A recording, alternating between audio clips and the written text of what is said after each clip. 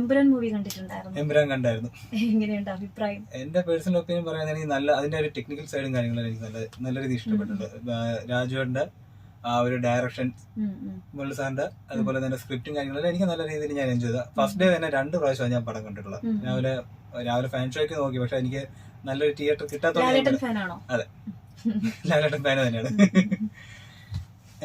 എന്ത് ലാലേട്ടന്റെ ഒരു ലൂസിഫറുമായിട്ട് താരതമ്യം ചെയ്യുമ്പോഴെങ്ങനെയാണ് എമ്പുരാൻ ഇത്രയും ഒരു ഹൈപ്പ് കൊടുത്തതിന്റെ അത്ര എത്തിയിട്ടുണ്ടോ? അത് നമ്മൾ പ്രതീക്ഷ വെച്ച് കാണുന്നത് കൊണ്ടാണോ?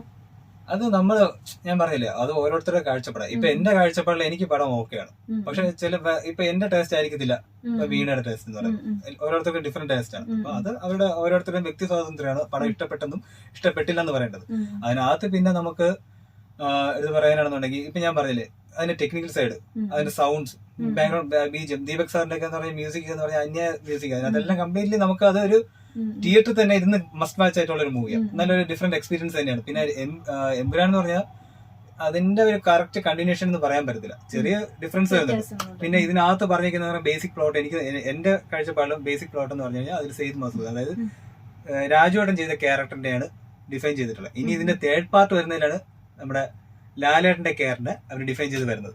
അതാണ് എനിക്ക് മനസ്സിലായ ബേസിക് പ്ലോട്ട് അതിൽ.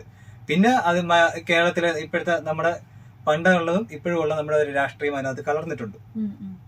മലയാളികള് ഒരുപാട് കാത്തിരുന്ന ഒരു ആദ്യത്തെ ഒരു ചിത്രം തന്നെ ആയിരിക്കും അല്ലെ ഈ റിലീസ് എന്ന് പറയുന്നത്. നമുക്ക് എല്ലാവർക്കും അഭിമാനിക്കാൻ പറ്റുന്ന ഒരു മുഹൂർത്തമായിരുന്നു. പാൻ ഇന്ത്യൻ മൂവി ആയിരുന്നു. അപ്പൊ അങ്ങനെ ഒരു മൂവി വന്ന സമയത്ത് ഇപ്പം എമ്പുരാനാണ് ഇപ്പൊ എല്ലായിടത്തും ചർച്ച. അതിലെ പല വിഷയങ്ങളും മറ്റു പലർക്കും ഉൾക്കൊള്ളാൻ പറ്റുന്നില്ല. അപ്പൊ എന്റെ സീൻസ് കട്ട് ചെയ്യണമെന്ന് പറയുന്നു.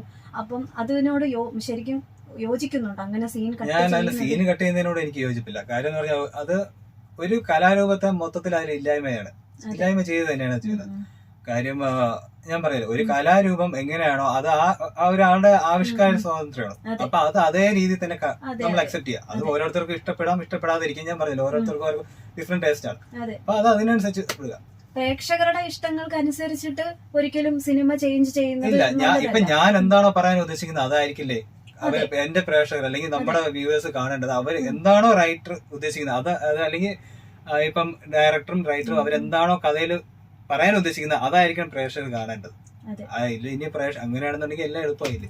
ലാലേട്ടൻ അതിനകത്ത് അഭിനയിച്ചിട്ടുണ്ട്. നമ്മള് ലാലേട്ടന്റെ ലെവലിലാണ് ആ പടം പോയതും അതുപോലെ തന്നെ രാജുവിന്റെയും പേരിലൊക്കെയാണ് നമ്മൾ ആ ഒരു പടം നമ്മളിപ്പോ ലൂസിഫർ എന്നുള്ള മൂവി മീൻസ് എമ്പുരാൻ എന്ന് പറഞ്ഞ മൂവി പോയിട്ടുള്ളത് കാണാൻ വേണ്ടി നമ്മൾ പോകുന്നത്.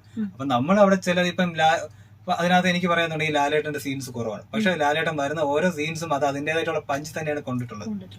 ഓക്കെ, അതിന്റേതായിട്ടുള്ള പഞ്ചിൽ വരുന്നുണ്ട്. ഇപ്പൊ രാജുവേട്ടൻ്റെ ആണെങ്കിലും സീൻസ് കുറവാണ്. പക്ഷെ അതിനകത്ത് കൂടുതൽ ഇമ്പോർട്ടൻസ് നമ്മൾക്ക് ഇപ്പൊ പലയിടത്തും ഈ പറയുന്ന ലാലേട്ടന്റെ പേര് അവിടെ എടുത്തു പറയുന്നുണ്ട്. പക്ഷെ എന്ന് പറഞ്ഞ് ലാലേട്ടന്റെ പേരും കാര്യങ്ങളും ഇതൊക്കെ വെച്ചിട്ട് തന്നെയാണ് ഈ പടം ഒരു പ്രൊമോഷൻ ചെയ്തിട്ടുള്ളത്.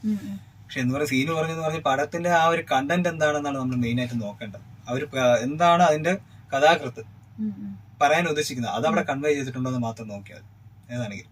പിന്നെ ഈ പറഞ്ഞ മൂവി ആണെങ്കിലും ഈ പറഞ്ഞ മൂവിയുടെ സ്ക്രിപ്റ്റും കാര്യങ്ങളെല്ലാം ലാലേട്ടനാണെങ്കിലും രാജുവേട്ടനാണെങ്കിലും എല്ലാവരും കറക്റ്റ് ആയിട്ട് വായിച്ചിട്ട് തന്നെ ആയിരിക്കില്ല അത് ചെയ്തത്. പിന്നെ അതിൽ നമുക്ക് ഖേദിക്കേണ്ട കാര്യം വരുന്നില്ല. ഇപ്പൊ നമുക്ക് നമ്മുടെ സൈഡിൽ നിന്ന് ഇപ്പൊ തെറ്റ് പറ്റിയെന്ന് തോന്നി കഴിഞ്ഞാൽ ക്ഷമ ചോദിക്കുന്നതിൽ കുഴപ്പമില്ല. പക്ഷെ ഇതൊരു കലാസൃഷ്ടിയാണ്. അപ്പൊ അതില് നമുക്ക് പറയാനുള്ള സ്വാതന്ത്ര്യമുണ്ട്. ഇന്ത്യ എന്ന് പറഞ്ഞ മഹാരാജ്യത്ത് നമുക്ക് ആർക്കും നമ്മുടെ വ്യക്തിപരമായിട്ടുള്ള അഭിപ്രായം പറയാൻ സ്വാതന്ത്ര്യമുള്ള രാജ്യവും കൂടിയാണ്. അപ്പൊ അവിടെ നമ്മളിപ്പം ഇവൻ ആരാണെങ്കിലും തെറ്റ് ചെയ്ത് കഴിഞ്ഞാൽ നമ്മൾ തെറ്റെന്ന് പറഞ്ഞാൽ അത് അംഗീകരിക്കാണ് വേണ്ടത്. അല്ലാതെ അത് എന്റെ തെറ്റല്ല എന്ന് പറഞ്ഞ് തള്ളിക്കളയുന്നത് ശരിയായതല്ല.